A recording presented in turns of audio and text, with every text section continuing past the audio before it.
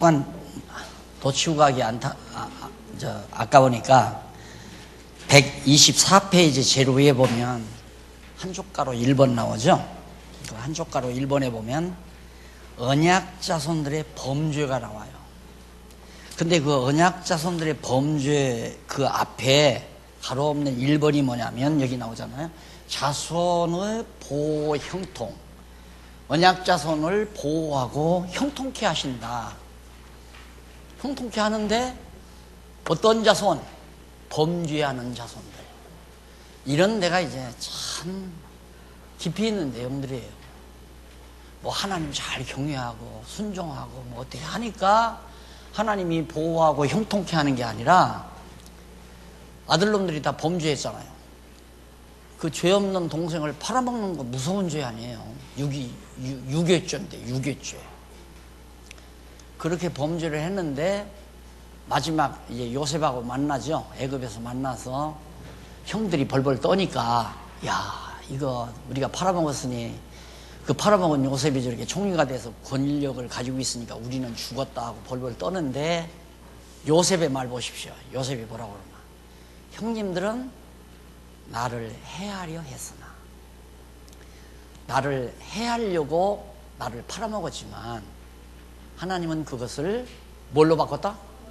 좋은 것으로 바꿨다 이거예요. 선으로 바꾸셨다. 그게 성경신학자예요. 그렇게 생각하는 것이. 당신들은 나를 죽이고 나를 해하려고 했지만은 하나님은 그것을 좋은 것으로 선한 것으로 바꾸셔서 오늘이 있게 했다. 지금 요셉이 그 말입니다. 이게 해하려고 한 그게 범죄 아니에요. 그런데도 하나님께서는 요셉도 보호하고 범죄한 형제들도 다 살아남게 하고. 그러니까 11형제들은 요셉의 형제들은 범죄하고 뭘 받았어요? 보호도 받고 형통하게 되고 흉년에 잘 먹고 살게 되고 보호도 받고 뭐 어떻게 해서 범죄해서 아이러니죠? 이걸 학자들이 못 본다 그 말이에요. 만약에 형제들이 요셉을 안 팔았으면 어떻게 돼요?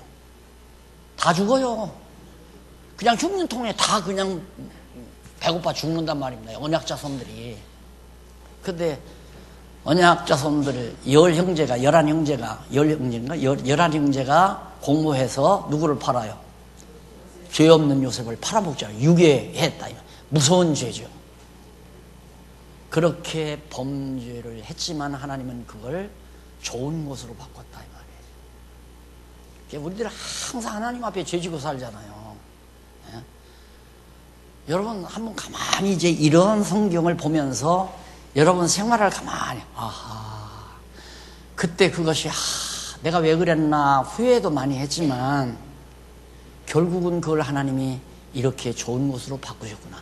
이것이 보여져야 성경학자, 성경을 제대로 성경신학을 공부한 사람이란 말입니다. 그게 성경신학 공부한 사람은 좌절이라는 게 없잖아요. 절망, 좌절. 왜? 다 하나님이 뭘로 바꾸니까? 선한 것으로 바꾸니까. 친구에게 돈 띈 것도 멸시받은 것도 억울하게 당한 것도 정말 패배한 것도 모두를 다 하나님이 결국에 가서 좋은 것으로 바꾸시니까. 그래서 내가 늘 그러죠. 우리는 승리를 보장받고 사는 사람입니다. 이 말 한마디가 간단한 것 같지만 성경 속에 깊이 뿌리박고 있는 바른 시각을 가지고 해드리는 말씀이에요. 자, 고뇌기 놓치기 싫어서 한마디 하고 지나가는 겁니다. 그 다음 넘어가서 한쪽 가로 언약자손들의 형통 나오죠? 저쪽 126페이지 중간에 보면 한쪽 가로까지 가면 점점 늦어지겠다. 결국 형통한 게 뭐냐면 야곱이 가족과 함께 다 애굽으로 이사가서 정말 그 흉년통에 굶어 죽을 건데 애굽에 가서 비옥한 땅에 자리 잡고 애굽으로 내려간 70인 언약자손들이 잘 먹고 잘 살도록 하나님이 역사했다. 어떻게 해서? 범죄해서. 더 정확하게 말하면 언약자손들이 범죄해서 잘 먹고 잘 살게 했다. 그러면 모두가 막 뿌닥여. 그런 법이 어디 있느냐고. 하나님 잘 섬기고 하나님 잘 경외해야 하나님이 복 줘서 다 형통하지. 그래야 맞다고 그럴 거 아니에요. 근데 성경은 안 그러잖아요. 언약자손들이 범죄했기 때문에, 했기 때문이 아니죠. 그건 근본 원인이 아니까. 범죄했어도, 했기 때문이 하고 했어도 하고는 다르잖아요. 언약자손들이 범죄했어도 결국에 와서는 잘 먹고 잘 살도록 하나님이 형통케 했다. 이런 것들이 다 복음의 핵심이에요. 복음의 핵심. 이런 것들이 이제 성도들의 마음속에 가서 감동이 돼요. 아하, 내가 하나님 모시기에 형편없지만 그래도 하나님이 나를 건강 줘서 밥 먹고 살게 하는 거, 이거 다 하나님의 놀라운 은혜로구나, 이렇게 생각을 하게 되죠. 자, 넘어가서 2번 자손의 생육과 도전. 자손의 생육과 도전. 이거 엄청난 사건이죠. 예? 출애굽기 1장에서부터 몇 장? 10. 도전 10장. 네. 자, 여기 민수기 30장까지가 너무 범위가 넓으니까 좀 잘랐다가, 또 이것도 많잖아요. 37장에서 18장까지가 너무 범위가 크니까 성도님들이, 공부하시는 분들이 좀 편리하게 배려를 하는 것이, 이걸 나눠 놓는 거예요. 이렇게 분해를 해 놓는 거예요. 이것이 내용 분해가 아니라 의미 분해다, 의미 분석이다, 이 말이에요. 의미적으로 나눠 놓는 거다. 그러니 얼마나 공부하기가 쉬워요. 아하, 37장부터 50장까지는 자손들을 보호하고 형통케 하는 과정이로구나.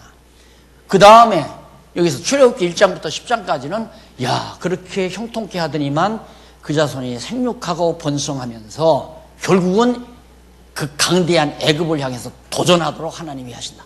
도전, 싸우게 하신다, 이 말이에요. 지금 우리 교회도, 이 지상에 있는 교회도 하나님께서 전쟁 시키려고 하는 거 아니에요. 전쟁. 무슨 전쟁? 진리 전쟁. 유대주의와 세속주의와 적그리스도와 싸우게 하시려고.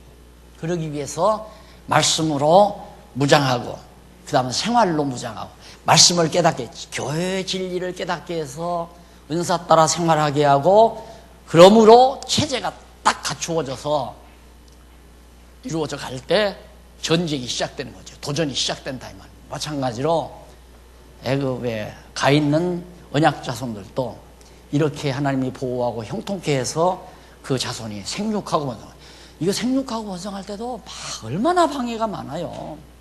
애굽 바로 왕이 사내 자식은 낳자마자 다 죽이라고 해요. 그만한 방해가 어디 있어요. 이런 것을 공부하고 나면, 아유, 하나님의 일하는데 방해가 왜 없어요? 있는 게 정당한 거예요. 왜? 하나님이 왜 방해를, 아니, 바로왕의 마음을 부드럽게 해서 방해하는 일이 없게 만드는 건 얼마나 좋아요. 우리는 그렇게 자꾸 생각하잖아요. 그 생각 때문에 갈등이 오는 거예요.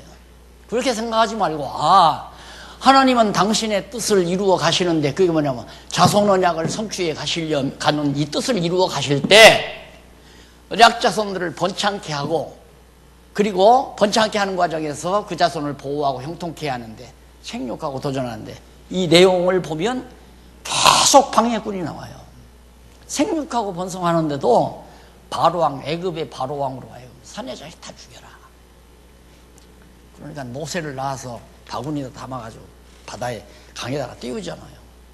왜? 울음소리 나면 와서 보내, 죽여버리니까.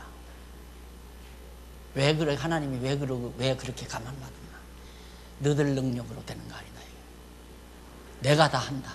이렇게 핍박이 강하고 이렇게 강한 세력이 너희들 하나님이 하시고자 하시는 일을 방해해도 상관없다. 방해해도 하나님의 뜻은 이루어진다. 알았어요? 그러니까 그걸 성경을 통해서 배웠으면, 설령 어떤 일을 우리가 해나갈 때, 내가 사업을 하나 해나가는데 빵집을 하나 경영한다 하십시다. 근데 방해꾼이 자꾸 생기는 거야. 저쪽 건너편에 빵집에서 그냥 별하별 복덕방을 넣어가지고 뭐 이리저리 요리해서 못하게. 아무 상관없어요. 아무 상관없어요. 그거 왜 그렇게 하는가? 하나님 내가 한다. 그것을 알고 보게 하시려고. 그래서 하나님의 일을 하는데 방해 있는 것이 이상한 것이 아니라 당연한 거고 그것이 하나님이 섭리하시는 바른 방법이에요. 가나안 땅 들어가서 잘 먹고 잘 살게 된다. 신명기에 나오잖아요. 잘 먹고 잘 살게 된다. 내가 걱정하는 건 잘 먹고 내가 내 손으로 이 부를 이루었다. 그렇게 생각하기가 참 염려가 된다 이 말이에요. 그러니까 내가 예를 들어서 선교를 위해서 내가 빵가게 하나 경영해야 되겠다 하고 빵가게를 하나 경영하려고 그러는데 저쪽 건너편 빵집에서 또 옆에 몇 집 건너 빵집에서 계속 방해 공작이 오는 거예요. 그럴 때 걱정할 필요 없어요. 좌절할 것도 없고. 둘 중에 하나예요. 그 장소가 안 돼서 하나님은 다른 데로 옮겨가게 하려고 못되게 하는 방법도 있고, 안 그러면 그렇게 방해하는 과정에서도 빵가게를 열었더니만 그냥 손님이 이쪽으로 다 몰려와서 와 진짜 하나님이 하신다 이걸 깨닫게 하려고 하는 방법도 있고. 그러니까 못해도 감사하고 잘 돼도 감사하고, 그것이 범사감사란 말입니다. 이렇게 살아나가야 성경신학을 마스터한 성경신학자라 이 말이에요. 그냥 성경 읽고 공부했다고 해서 성경학자가 되는 게 아니에요. 성경을 배웠으면 성경에 나오는 원리에 따라서 생육하고 하나님께서 자손 언약 이루려면 생육하고 번성하도록 계속해서 애굽 바로왕이 그래 잘났다. 야 히브리인들의 애기 만나면 자 산모들은 가서 절대 위생 잘 지키고 잘 보호해라. 이렇게 하면 얼마나 좋겠어요. 그런데 히브리인들이 아들 만나면 다 죽여라. 그냥 자마자 엎어놔버려라. 이런 무서운 권력가들이 방해를 해도 하나님의 뜻은 이루어져 간다. 그 말을 속담처럼 내가 그래. 개는 짖어도 기차는 달린다. 그리고 철도가에 외딴 집 있잖아요. 거기 강아지 기르거든요. 기차가 달리면 이러면 나와서 깡깡깡깡깡 짖어댄다 이거예요. 깡깡 짖어댄다고 기차가 뚝 멈춰가지고 객경 그럴 필요가 없어요. 갈 길을 그냥 가는 거예요. 기차는 그냥 목적지를 향해서 달려가요. 강아지 짖어도. 하나님이 보실 때 당신의 일을 방해하는 바로왕의 방해는 강아지도 안 돼요. 강아지도. 그런다고 해서 하나님의 일이 안 되겠어요? 그걸 믿고 살아야 신앙인이지. 안 그래? 그래야 마음에 평안이 오고, 그래야 마음에 기쁨이 있고, 그래야 믿는 보람도 있죠. 어제도 가니까 날들 50대래요. 그래서 그러니까 나 사람 그렇게 무령 주지 말라고 그러면서 목사님 어째서 그래요? 그래. 다른 이유는 뭐 내가 알고 있기는 철딱선이 없어서 살아서 그런 것 같아. 철없이 살다가 보니까. 그러고 얘기하니까 참 부럽습니다 이러고 얘기하더라고요. 철딱선이 없다는 게 그거예요. 방해꾼이 와도 강아지가 짖어도 그냥 갈 길 가면 돼요. 안 그래? 그건 고집이 아니에요. 그건 신앙이죠. 하나님의 뜻을 향해서 달려가면 돼요. 그냥.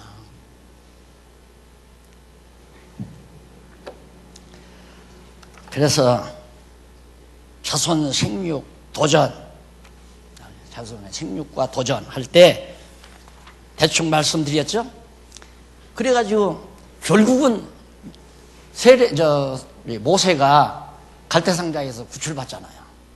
구출받아가지고 바로 왕궁으로 딱 들어가서 공주의 아들로 자라나요. 왕궁에서. 이게 바로의 뒤를 이을 만한 그런 위치에. 왜? 모세가 너무너무 잘생겼으니까 딱 보니까 눈에 총기가 있고 어린아이가. 그러니까 이 공주가 바짝 욕심이 나가지고 당장 왕궁으로 데려서 왕궁에서 왕궁 음식 먹으면서 40년 동안 자라잖아요. 그런데 거기 마침 보모가 누가 들어가느냐면 모세의 친어머니가 보모로 지원해서 왕궁으로 들어가서 모세를 기르잖아요. 그런데 참 재미난 건 하나님께서 모세 그냥 왕궁에서만 놓으면 누가 교육을 시키겠어요? 안 그래요? 모세에게 교육을 시켜야 하는데, 여호와 하나님을 경외하는 걸 교육을 시켜야 하는데, 하나님께서 모세 친엄마를 교사로 딱 들여보내서 품에 안고 젖을 먹일 때도 기도하고 먹였을 거고, 여호와 하나님 경외하는 마음으로 먹였을 거고, 좀 말귀를 알아들을 때는 너는 히브리입니다. 여기 애굽 사람이 아니다. 너는 히브리입니다. 하나님의 택한 백성이다. 이걸 품에 안고, 그래서 13살 이전에 모든 게 다 짜여져야 된대. 교육학적으로 볼 때 13살 이전에. 그러니까 13살 이전에 세계관도 정리가 돼야 되고, 13살 이전에 인생관도 정리가 돼야 되고, 역사관도 정리가 돼야 되고, 또 완전히 가치관도 정리가 돼야 되고. 나는 이 세상에 왜 태어났나? 13살 이전에, 13살까지, 그게 14살 이전이죠. 연령적으로 그렇다는 거예요. 그만큼 중요한 시대란 말입니다. 근데 그 시대에 어머니가 모세를 안고 그렇게 길러놓은 것이 40에 지나서 민족 정신이 움직이잖아요. 민족혼이. 그래서 애굽 사람 때려 눕힌 것이 살인죄로 등장해서 죽을까봐 도망가죠. 광야로 도망쳐요. 하나님께서 광야에다 집어넣어서 40년 동안 죽을 고생을 하면서 연단을 시킵니다. 훈련과 연단, 시련을 시키죠. 그리고 마지막 40년 하나님이 쓰시잖아요.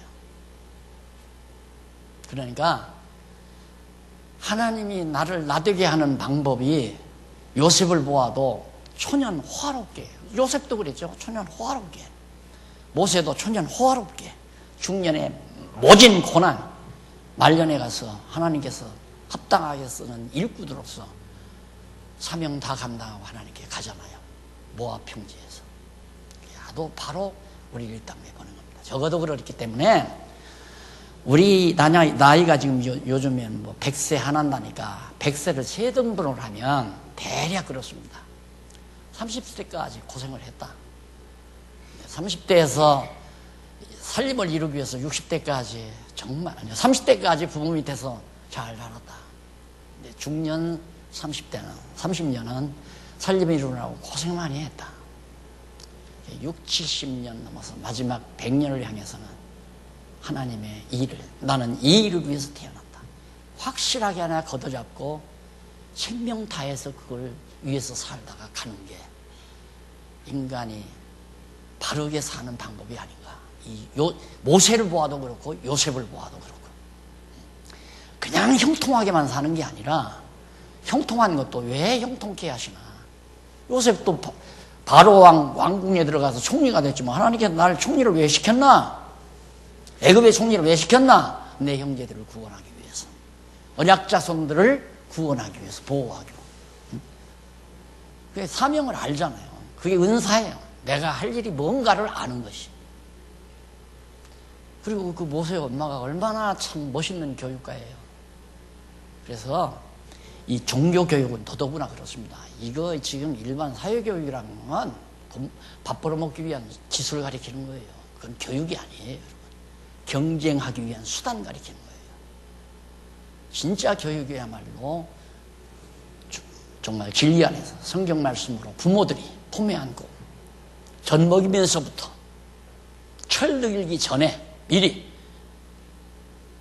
다, 그렇게 초등학교 이 시절 이내에 벌써 다 형성시켜줘야 돼요. 인간의 가치 문제, 인생관의 문제, 역사, 세계, 가치, 이런 문제들 다 정리를 해서 왜 사는지, 어떻게 네가 이 세상 태어났는지. 그래서 하나님 중심, 신중심의 하나님 중심의 세계관을 13살 이전에 딱 머리에 간직하고 있어야, 그래야 그 다음 이제 부모님들도 보죠. 그게 바로 우리 교회에서 말하는 홈교사 아니에요. 홈교사. 팀교사는 보조예요. 팀교사는 보조야. 우리 해봤잖아요. 팀교사 시켜갖고 안 돼요. 홈교사라 해요. 모세야말로 홈교사가 제대로 한 거죠. 하나님께서 딱 만나게 해서. 근데 엄마가 성경을 모르는데 아들이 성경을 어떻게 배워요? 일주일에 한 번씩 그거 와서 얘기 한마디 듣고 그 성경을 깨닫겠느냐 이면 안 돼요. 절대 안 돼요. 가정에서 늘 시시때때로 옛날 할머니들 다 손자들에게 할머니 나 옛날 얘기해 주세요. 지금 아이들도 그래요. 할아버지 먼저 하던 얘기 계속해 주세요. 그러면서 기르는 거예요. 그렇게 해서. 엊그저께는 어느 젊은이가 그래요. 성경을 공부하고 나면 한 3, 4일은 힘이 난대요. 근데 위력이 4일, 5일을 안 간대요. 그때부터는 막 직장생활도 짜증스럽고 그런데요. 그래서 한 2, 3일 그러다가 또 공부를 하고 나면 또 힘이 나서 한 3, 4일 잘 견딘다는 거예요. 근데 어린 것들, 그것들 그 주일날 한두 시간 와서 한 시간도 안 되잖아요. 얘기 몇 마디 듣고 신앙이 안 자랍니다. 절대. 가정에서 부모들이 철저하게 그게 정교사가 부모예요. 사실. 그것이 바로 우리 교회 학교의 핵심이죠. 홈교사라고 하는 게. 팀교사는 보조해 주는 거고. 전문적으로 교재 좀 소개해 주고, 교재 알려주고. 자, 그 다음 넘어가서 애굽을 향한 도전 나오죠. 애굽을 향해서 결국에는 애굽의 도전 준비가 3장 4장에서 이제 나오는데, 그렇게 해서 결국은 이제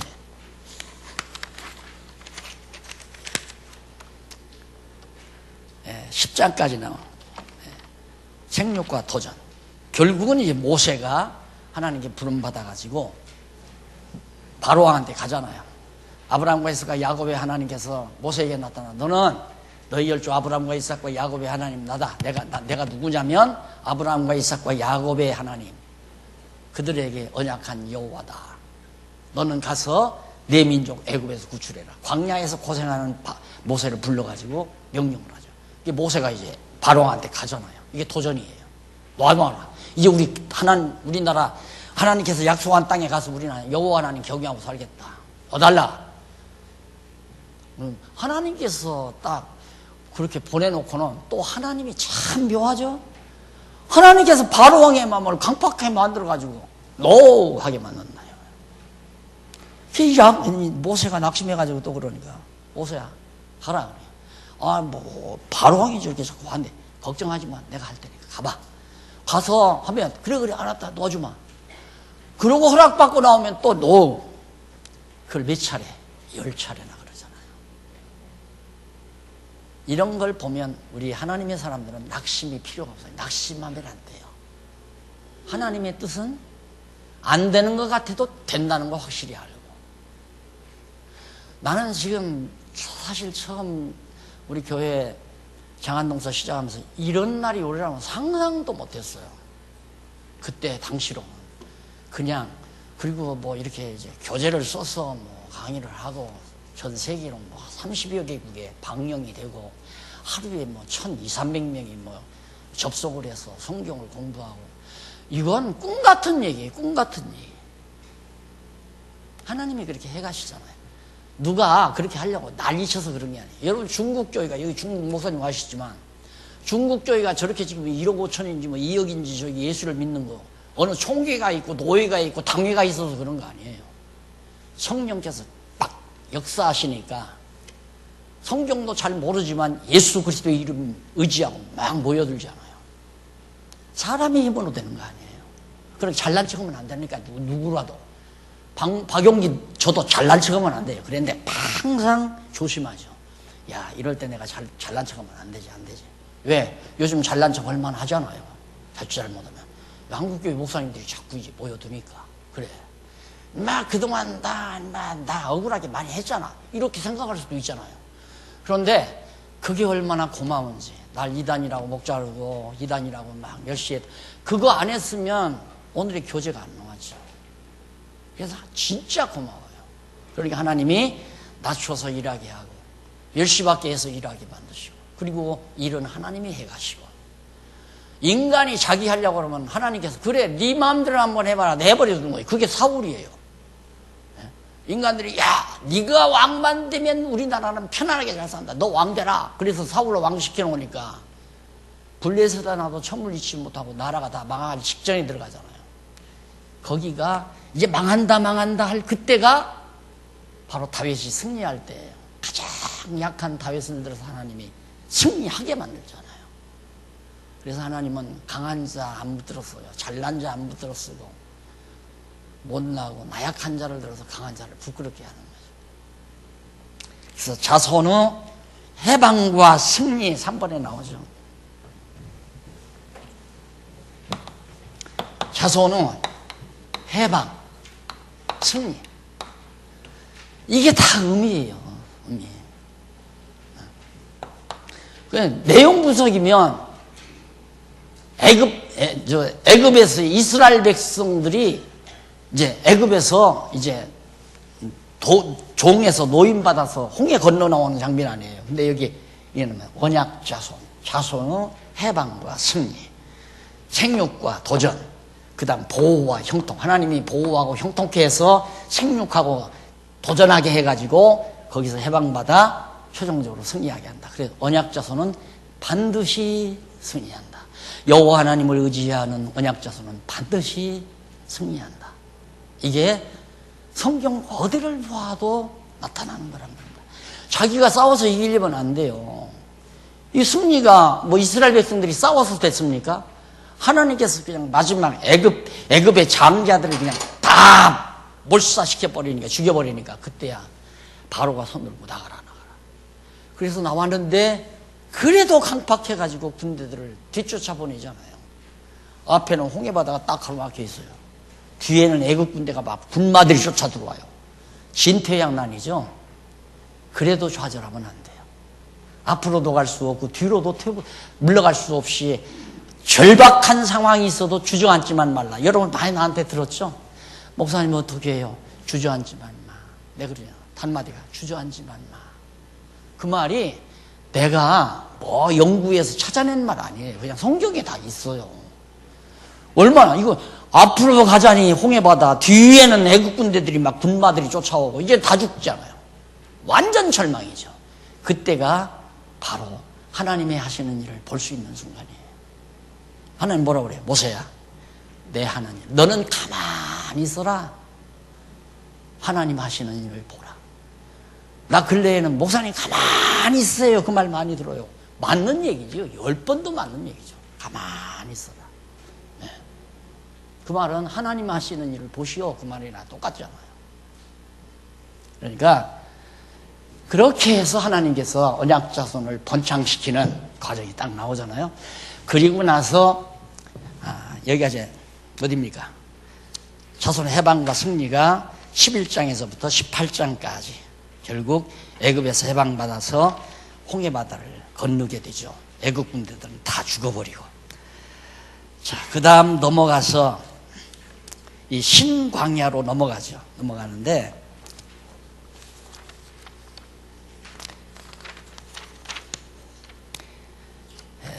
11장부터 18장, 여기 나왔어요. 11장부터 18장 마지막 하나 더 남았어요. 4번, 요거에 대한 4번. 네? 3부 동안 끝났나요? 자손의 해방과 도전, 네, 끝났고요. 3번, 자손의 해방과 승리, 끝났고. 맞아요. 죄송합니다. 넘어가서 쭉 넘기세요. 넘어가서 제2절, 신의 산 언약 수립.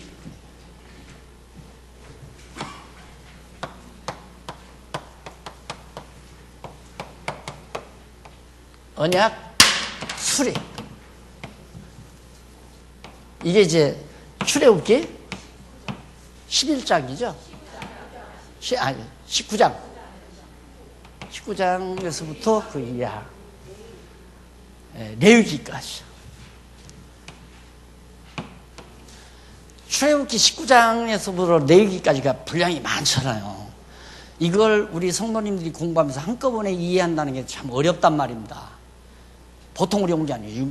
분량이 너무 많으니까. 그래서 쉽게 잘라드리는 것이 이제 1번이라고 그렇게 생각하시면 돼요. 그러니까 지금 제가 공부하시는 방법까지를 간간히 설명해 드리자니까 조금 진도가 잘 안 나가네요.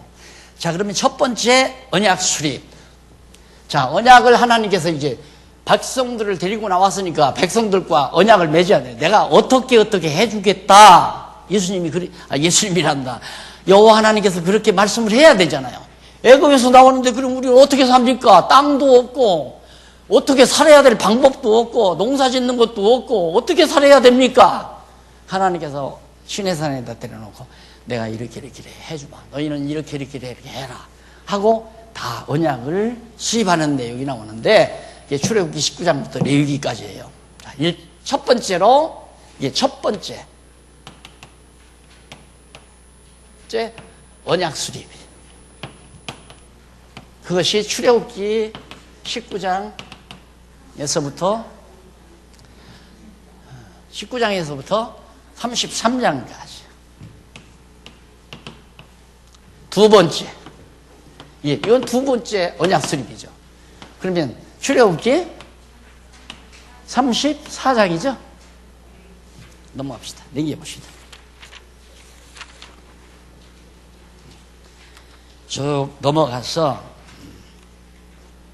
두 번째 언약 수립 140페이지 나오죠. 두 번째 언약 수립 출애굽기 34장에서 레위기 27장까지.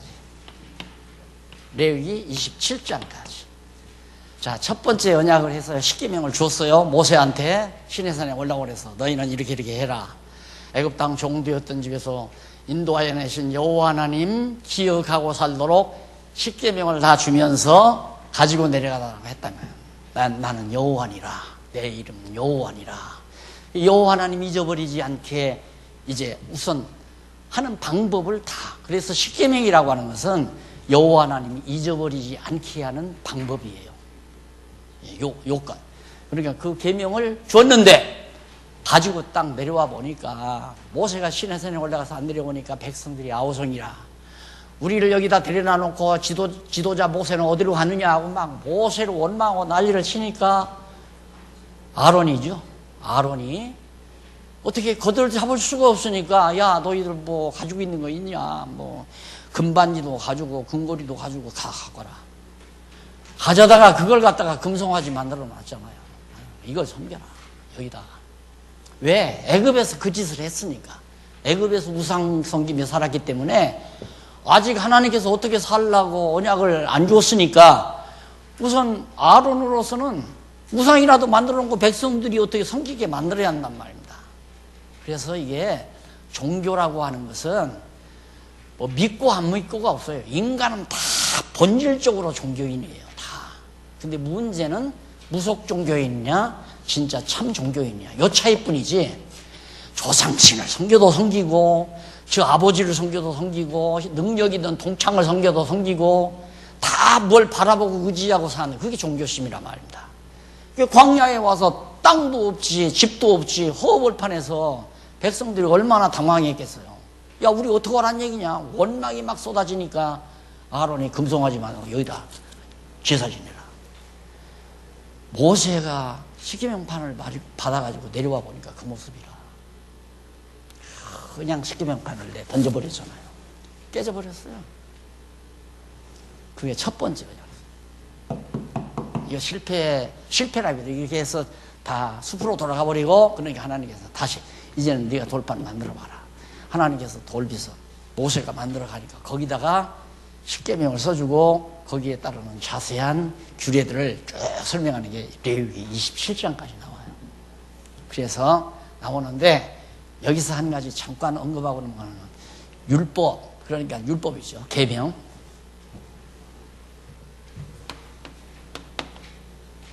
계명은 1계명서 4계명, 5계명서 6계명까지죠.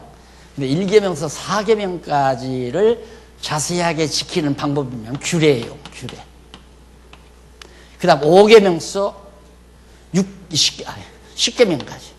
5계명서 10계명까지 자세하게 지키는 방법이 뭐냐면 윤리예요. 윤리. 지키는 내용이. 그 다음 이 둘을 지키는 방법을 법도라고 그래요. 그 여러분 이제 그 강론에 보면 자세하게 나오죠. 규례와 윤례와 법도. 계명과 규례와 윤리와 법도. 그냥 여기서 집어넣어 버려. 아, 이건 하나님 성기는. 그럼 여기는 규례는 다 성전 규례, 제물 규례, 제사 규례, 제사장 규례. 이게 다 규례예요. 하나님 섬기는 규례. 이것은 이제 죄 졌을 때 속죄하는 규례. 무슨 죄를 지면 송아지를 잡고 비둘기를 잡고 양을 잡고 어떻게 피를 흘리고 뭐 들어서 흔들고 화제로 드리고 뭐 쭉 나오는 게 이제 윤례예요. 근데 법도는 그렇게 규례와 윤례를 지키는 구체적인 제도, 법도 어떤 방법으로 규례를 지키고 어떤 방법으로 윤례를 지켜라. 그게 법도예요. 그래서 규례와 법도, 윤례와 법도 이 말이 성경에 자주 나오는 겁니다. 이것만 정확하게 한계선 긋고 율법이라고 하는 이걸 가리켜서 전부 다 이 모든 걸 가리켜서 뭐냐? 율법이라고 그래요. 율법. 그런데 1계명에서 4계명까지는 규례를 통해서 이건 사죄. 사죄하는 거예요. 율례는 정죄 기능이에요. 이걸 범하면, 율례를 범하면 죄인이 돼요. 그래서 이 규례를 통해서 용서를 받아요. 여호와 하나님 섬기는 규례. 여호와 하나님 어떻게 섬기는가? 제물을 드리고 제사장이 또한 성전을 짓고, 그래서 거기서 이제 여러 가지 번제와 속죄제와 뭐 화목제 등등 제사 드리잖아요. 그런 걸 통해서 우리가 죄를 용서받는 거예요. 그러니까 율법 안에 죄를 정죄하는 기능이 있고 죄를 용서받는 기능이 둘 다 있는 거예요. 그런데 우리는 율법은 다 우리를 죄인되게, 죄에서 죽게 만드는 거라고만 생각하지만 아니에요. 율법 안에는 정죄하는 기능도 있고 죄를 용서해주는 사죄 기능도 있다. 이 말이에요. 그래서 이런 방법으로 너희들은 이제 앞으로 살아라.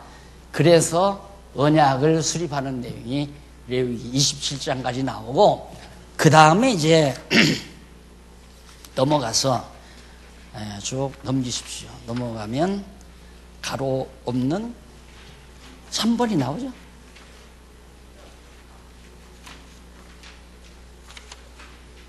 가로 없는 3번.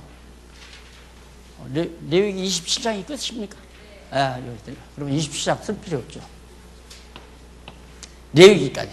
출애굽기 34장부터 레위기까지가 바로 두 번째 언약 수립이에요. 그러면 이렇게 언약 수립한 다음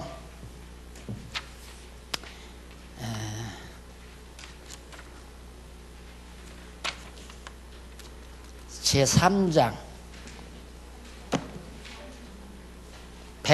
152페이지 152페이지 보면 제일 위에 제3절, 그러니까 2장 1절 2절, 그렇죠? 자, 자손 언약을 성취하시는데 1절에서는 언약 자손을 번창시키는 역사, 그리고 언약 자손을 해방시켜서 광야에 나와가지고 하나님이 언약 자손과 시내산 언약을 수립하는 내용이고, 그러면 시내산 언약을 수립했으면 그 다음 어떻게? 이제 광야로 나가야 되잖아. 가나안 땅을 향해서 광야로 나가야 되니까 제3절 광야 시련과 교훈, 이게 이제 교육시키는 거예요. 가르치는 거예요. 그래서 참 하나님께서 이스라엘 백성, 택한 백성들을 교육시키는 방법을 광야로 택했다고 하는 것은 굉장히 중요한 의미가 있습니다. 광야는 풀 한 폭이 안 나는 데예요. 물도 솟지를 않아요. 아무것도 없는데, 살 수가 없는데, 인간으로서 그냥 살아남을 수 없는 그런 환경 속에다가 누구를? 언약자손을 집어넣는 거니까. 하나님이 언약자손 언약을 성취시키는데 이 프로그램이 들어있어요. 도저히 인간이 살아남을 수 없는 환경 속에 집어넣어놓고, 그럼 죽였는가?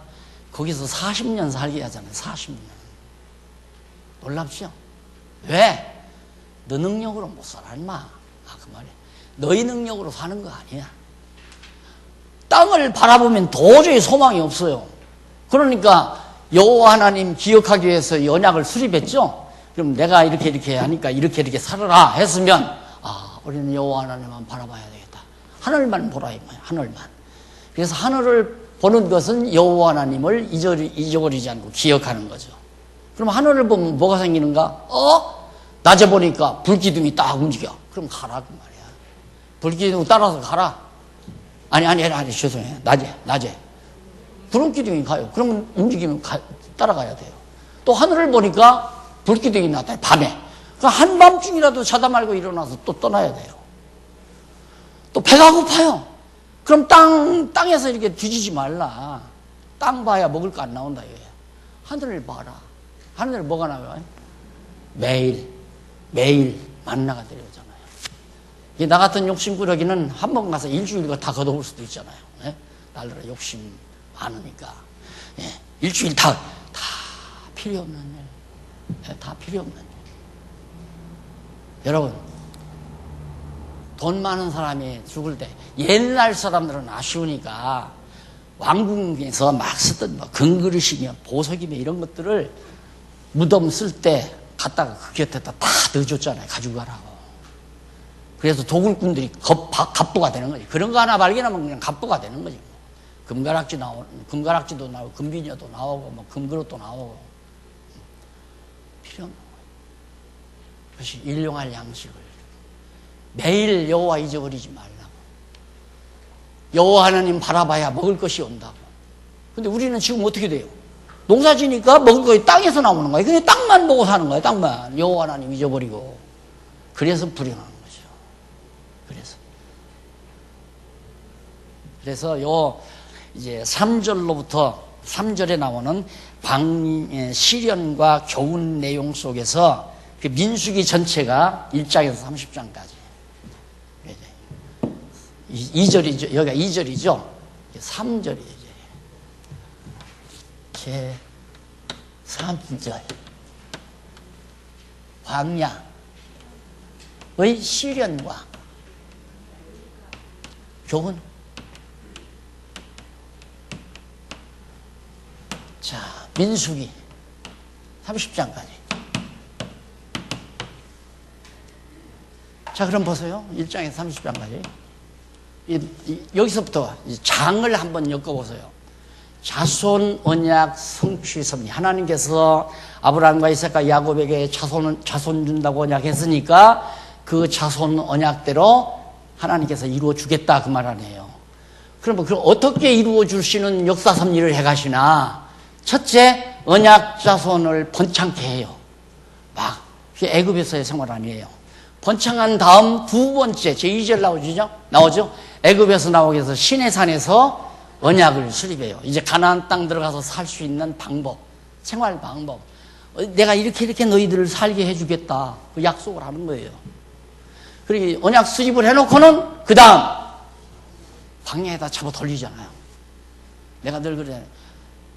애굽에서 가나안 땅까지 가는데 걸어서 일주일밖에 안 걸린다고. 직통으로 가면. 일주일 걸리는 걸 왜 하나님이 40년 걸리게 하냐 이 말이에요. 그만큼 우리 타락한 인간의 속성이 깊다 이 말입니다. 안 빠져나가요. 죽어도 안 빠져나가. 그러니까 어떻게 세대개처를 해버리잖아요. 애굽에서 종살이 하던 인간들을 많이 죽여버려요. 그냥 다 광야에서. 그리고 광야에서 다시 태어난 사람들로 여호와 하나님 경외하는 방법을 다 광야에서 가르쳐가지고 40년 동안 마지막 가르친 것이 이제 신명기에서 가르치죠. 그래서 가나안 땅 들어가게 만들잖아요. 그래서 오늘 우리들도 광야와 같은 이 세상의 우리들 때로는 70년 때로는 80년 긴 사람은 100여 년까지 살려두시는 이유가 못된 인간의 속성을 다 죽여버리려고. 우리 안에 아직도 굉장히 남아있잖아요. 예? 타락 속성이 우리 안에 많이 있단 말입니다. 누가 돈 벌었다면 배가 아프고 누가 잘 된다면 시기게 나고 질투하고 다 내 수하에 집어넣고 싶고 이게 다 인간의 타락한 속성들이란 말입니다. 그걸 그냥 7, 80년 살면서 다 죽여라. 영 안 죽이니까 늙게 만들잖아요. 늙어가지고 병 들어서 손도 제대로 못 쓰고 말도 제대로 안 돌아가게. 그때야 아유 나는 아무런 능력이 없구나. 그때 깨달으면 그래 이제 됐다 이제.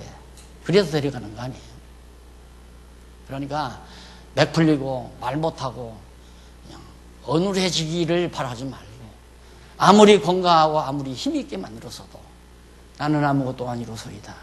주께서 죽이면 죽고 살리면 살고 망하게 하면 망하고 흥하게 하면 흥하고 하나님 하시는 일을 보면서 여호와 하나님 찬양하고 살게 해주세요. 이 자세가 가장 아름다운 자세입니다. 그런 사람들이 바로 가나안 땅까지 그냥 나가잖아요. 갈렙과 여호수아는 안 죽고 그냥 가나안 땅까지 애굽에서 나온 사람이 그냥 가나안까지 들어가잖아요.